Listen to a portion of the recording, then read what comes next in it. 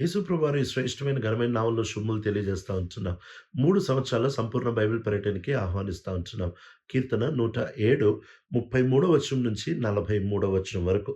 ఇక్కడ ఆయన ప్రాముఖ్యంగా దేవుడు ఆయన స్వభావము ఆయనలో ఉంటున్న ఒక ప్రాముఖ్యమైన గుణాన్ని ఆయన ఇక్కడ పలుకుతా ఉంటున్నాడు. పైన సందర్భాల్లో మనం చూసినప్పుడు ఆయన ఎప్పుడైతే ప్రజలు దిక్కులేని పరిస్థితిలో, దిక్కు తెలియని పరిస్థితిలో, పాపం యొక్క పర్యవసానం బట్టి, పాపం యొక్క బుద్ధిహీనతను బట్టి, లేక జరుగుతున్న అల్లకల్లోలంను బట్టి వాళ్ళు మొరపెట్టినప్పుడు దేవుడు వాళ్ళ మొరని వింటా వచ్చాడు. కానీ ఇక్కడ ఆయన ఒక చాలా ప్రాముఖ్యమైన మలుపుని రాస్తా ఉంటాడు. దీన్ని మనం గ్రహించి మన ఆత్మీయ జీవితాలకి అన్వయించుకోవడం చాలా చాలా అవసరం.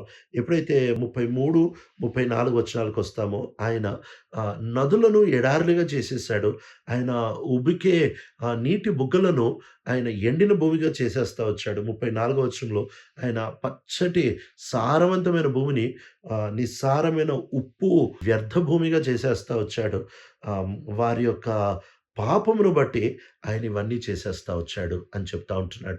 అంటే ఇంకో మాటలో దేవుడు మనల్ని ఎక్కడికి తీసుకొనొచ్చినా అక్కడ ఆ స్థలానికొచ్చేసాం కాబట్టి ఇంక క్షేమం అని అనుకోవడానికి వీలు లేదు.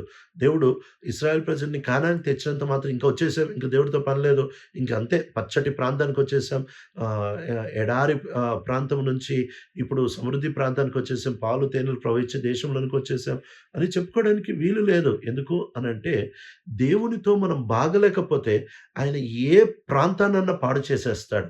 ఇది లేఖనాల్లో జరుగుతా వచ్చింది. ముందే ఆయన చెబుతా వచ్చాడు. కనుక దేవునితో మనం బాగలేకపోతే ఆయన దేన్నన్నా పాడు చేసేస్తాడు. దేవుడు దేన్ని లక్ష్యపెట్టడు. ఆయన మన హృదయాన్ని లక్ష్యపెట్టినంత దేన్ని లక్ష్యపెట్టడు.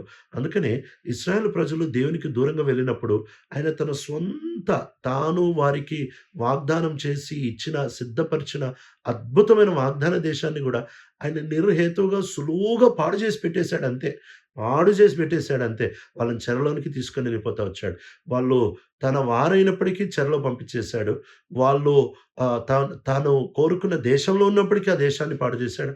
ఆఖరికి వాళ్ళు చాలా నిర్దిష్టంగా దేవుడు చెప్పింది చెప్పినట్టే మందిరంగా నిర్మించినప్పటికీ ఎప్పుడైతే వాళ్ళు తప్పిపోతా వచ్చారో దేవుడు ఆ మందిరాన్ని కూడా పాడు చేసి రాయి మీద రాయి లేకుండా పాడు చేసేస్తా వచ్చాడు. అంటే దేవునికి ఒక స్థలం కాదు ముఖ్యం. దేవునికి మందిరం కాదు ముఖ్యము. దేవునికి ఒక స్థలం కాదు ముఖ్యము. దేవునికి ఒక ప్రాంతం కాదు, ఒక ఆశీర్వాదం ఇది కాదు ముఖ్యం. దేవునికి మన హృదయ వైఖరి ముఖ్యం. మన హృదయ వైఖరి సరిగ్గా లేకపోతే ఆయన ఏ పరిశుద్ధ భూమినన్నా పాడు చేసేస్తాడు. ఏ వాగ్దాన దేశాన్నన్నా పాడు చేసేస్తాడు. ఏ మందిరాన్నన్నా పాడు చేసేస్తాడు. ప్రజలు ఆయనతో బాగలేకపోతే ఆయన దేన్నన్నా పాడు చేయడానికి వెనక్కి తిరగడు. ఇది ఇశ్రాయేలు యొక్క చరిత్రలో చాలా క్షుణ్ణంగా అనేక మార్లు మనము చూడొచ్చు. ఆయన సంసోన్ లాంటి దైవజనులు పిలువబడిన నాజీరు పిలుపు కలిగిన వాళ్ళు, అభిషేకం కలిగిన వాళ్ళు, దేవుని శక్తి కలిగిన వాళ్ళు ఇవన్నీ ఉన్నప్పటికీ జీవితం ఎప్పుడైతే క్రమశిక్షణ లేకుండా జీవిస్తూ వచ్చాడో పాడు చేయడానికి దేవుడు వెనకాడలేదు. పూర్తిగా పాడైపోవడానికి దేవుడు వదిలిపెట్టేస్తా వచ్చాడు. దేవుడు ఏ మనిషి he is no respecter of man. దేవుడు ఏ మనిషికి అభిమాని కాదు. లేక ఏ మనిషికి పక్షపాతం చూపించేవాడు కాదు. ఆయన స్వభావమును బట్టి నడిచేవాడు. దేవుడు మనలాగా భావోద్రేకాలు బట్టి నడిచేవాడు కాదు గానీ, ఆయన స్వభావంను బట్టి నడిచేవాడు అనే విషయాన్ని మనం ఏనాటికైనా గుర్తుపెట్టుకోవడం చాలా అవసరం. ఆయన స్వభావమును బట్టి నడుస్తాడు కనుక మనము మన యొక్క జీవితాన్ని దేవునితో సరిగ్గా పెట్టుకోవడమే ఆ వాగ్దాన భూమిని వాగ్దాన భూమిగా పెడతాది. మందిరాన్ని మందిరంగా పెట్టేది లోపలుంటున్న మన జీవితాలు. దేవుని ఆశీర్వాదాలు ఆశీర్వాదంగానే ఉంచేది మన లోపలుంటున్న జీవితాలు. ఒకవేళ జీవితం బాగలేకపోతే దేవుని ఆశీర్వాదాన్ని దేవుడు శాపంగా మార్చేసేవాడుగా ఉంటాడు. కనుక ఈ 34, 33, 34 వచనాల్లో ఉంటున్న సందర్భాల్ని యోవేలు రాస్తా ఉంటున్నాడు. యోవేలు గ్రంథము మొదటి అధ్యాయం 19, 20 వచనాల్లో మనం చూసినట్లయితే దేవునికి మొరపెట్టుము, దేవుణ్ణి పిలవండి. ఎందుకంటే అగ్ని ఈ ఈ యొక్క పచ్చదనం అంతటిని దహించేస్తా వచ్చింది. పొలంలో ఉంటున్న చెట్లన్నిటిని అది కాల్చివేస్తా వచ్చింది. అంతేకాకుండా ఈ అడవి మృగములు దాహంతో చచ్చిపోతా ఉంటున్నాయి. ఈ నీళ్లు ఉంటున్న సెలయేర్లన్నీ ఎండిపోతా వచ్చాయి. అగ్ని ఈ యొక్క పచ్చదనం అంతటిని సంహరించేస్తా వచ్చింది అని చెప్తా ఉంటున్నాడు. అంటే ఇంకో మాటలో ఎప్పుడైతే దేవునికి మనం విరోధంగా వెళ్తామో, దేవుడు తన అగ్నిని పంపించి లేకపోతే తన తీర్పులను పంపిస్తాడు. ఇంకో మాటలో చెప్పాలంటే మన పర్యవసానాన్ని మనల్ని వదిలేస్తాడు. ఇదే యోవేలు గ్రంథం 2వ అధ్యాయం 3వ వచనంలో అంటున్నాడు. ముందు అగ్ని వెళ్తా ఉంది. వెనకాల జ్వాలలు వస్తా ఉంటున్నాయి. మన ముందు మీరు ముందు చూస్తే ఏదైనా తోటలాగుంది. వెనక్కి చూస్తే ఎండిపోయిన భూమి వలె పనికిమాలినదిగా ఇంకా ఏది తప్పించుకోలేనంతగా కాలిపోతా వచ్చింది. వాస్తవం గదా! మన జీవితాలు బాగుండడం చాలా ప్రాముఖ్యం. మన జీవితాల కంటే మందిరం ప్రాముఖ్యం గాదు. మన జీవితాల కంటే ఇజ్రాయేలు ప్రాముఖ్యం గాదు. మన జీవితం కంటే ఏ భూమి ప్రాముఖ్యం గాదు. దేవునికి జీవితాలు ప్రాముఖ్యము అనే విషయాన్ని ఇక్కడ ఆయన ఒత్తి చెప్పడానికి ఈ మాటలు రాస్తా ఉంటున్నాడు. ఇదే మాటని ఆయన ముందే చెబుతా వచ్చాడు. ద్వితీయోపదేశకాండం 29వ అధ్యాయం 22వ వచనం నుంచి 26వ వచనం వరకు చూసినట్లయితే ఆయన మీ పిల్లలు చాలా తరాల తర్వాత దేవునికి దూరమైపోతారు. దేవునికి దూరమైపోయినప్పుడు అన్య దేశాలకు వెళ్ళిపోతారు. అప్పుడు ఈ దేశమంతా అగ్నిగంధకాలతో కాలిపోతది. సొదొమ, గొమొర్రా, ఆ తర్వాత అద్మ, జెబోయిము ఎట్లయితే దేవుని ఉగ్రతను బట్టి కాలిపోతా వచ్చాయో, అట్లానే ఈ స్థలాలన్నీ కాలిపోతా వచ్చాయి. పాలు, తేనెలు ప్రవహించే దేశంలో ఏమీ పండదు. పూర్తిగా ఎండిపోయిన పరిస్థితులొస్తాయి. అప్పుడు అందరూ అడుగుతారు, ఎందుకు దేవుడు ఇట్లా చేశాడు? వీళ్ళని కోరుకున్న దేవుడు, వీళ్ళని పిలిచిన దేవుడు, వీళ్ళని వాళ్ళ వాగ్దాన దేశానికి తెచ్చిన దేవుడు ఎందుకు ఇలాంటి పని చేశాడు అని అడుగుతారు. అప్పుడు చెప్తున్నాడు చివరిలో ఇది జవాబిస్తారు. ద్వితీయోపదేశకాండం 29వ అధ్యాయము 25, 26 వచనాల్లో చెబుతారు. ఇది జవాబు అని చెప్తూ వాళ్ళు తమ నిబంధనని విరగ్గొట్టేస్తా వచ్చారు. ఉల్లంఘిస్తా వచ్చారు. వాళ్ళు తాము దేవునితో చేసిన ఆ ఒడంబడిక దేవుడు వాళ్ళతో చేసిన ఒడంబడికని వాళ్ళు తుడిసివేస్తా వచ్చారు. అన్య దేవతల్ని వాళ్ళు ఎరగని దేవతల్ని వాళ్ళు పూజించడం మొదలుపెడతా వచ్చారు. ఎప్పుడైతే దేవుడిని మన హృదయం నుంచి తొలగిస్తామో, దేవుడు ఏ ఆశీర్వాదాన్ని వెనక్కి తీయడానికి కూడా వెనుతీయడు అనే విషయాన్ని గుర్తుపెట్టుకోవాలి. ఏ బ్లెస్సింగ్ పర్మనెంట్ కాదు. మన జీవితాలు ఆయనతో బాగున్నప్పుడు మాత్రమే, మన జీవితాలు ఆయనతో సరిగ్గున్నప్పుడు మాత్రమే దేవుడిచ్చిన ఆశీర్వాదాల్ని మనం నిలబెట్టుకోగలం. లేకపోతే వాటిల్ని పోగొట్టుకుంటాం. యెజెకీయేలు గ్రంథంలో గూడా ఆయన చెబుతా ఉంటున్నాడు. ఒక నీతిమంతుడున్నాడు. దేవుడు ఆ వ్యక్తి పక్షంగా బావుంటాడు. ఎప్పుడైతే ఆ వ్యక్తి పాపానికి పడిపోతాడో, దేవుడు ఆ వ్యక్తికి విరోధంగా తిరుగుతాడు. ఆ వ్యక్తి మళ్ళీ పశ్చాత్తాపడతాడు. మళ్ళీ మంచిగా అయిపోతాడు. కనుక దేవుడు మనల్ని తనతో సరిగ్గుండడానికి పిలుస్తా ఉంటున్నాడు. ఈరోజు మనము దేన్ని భద్రతగా తీసుకోవడానికి వీల్లేదు. ఏదో నేను రక్షించబడ్డాను కాబట్టి విచ్చలవిడిగా బతుకుతాననే దానికి వీల్లేదు. మనం రక్షించబడిన తర్వాత గూడా సరిగ్గా బ్రతకకపోతే దాని పర్యవసానాన్ని అనుభవించాల్సిందే. ఖచ్చితంగా అనుభవించాల్సిందే. కనుక రక్షణలో భయముతో, వణుకుతో కొనసాగడం అనేది చాలా చాలా అవసరము.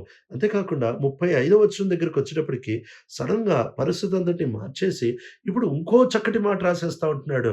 కీర్తన 107, 35వ వచనంలో ఆయన చెబుతా ఉంటున్న మాట, ఇదిగో వాళ్ళని ఒక ఎడారిలోనికి ఆయన తీసుకొనొచ్చి, ఆ ఎడారిని ఆయన నీటి బుగ్గలుగా చేసేస్తా వచ్చాడు. ఎండిన భూమిని ఆయన జలములు ప్రవహించేదిగా చేస్తా వచ్చాడు. ఆయన వారి యొక్క ఆకలిని తొలగించి వారిని ఒక చక్కటి పట్టణంలో వారిని స్థిరపరుస్తా వచ్చాడు అని చెబుతా ఉంటున్నాడు.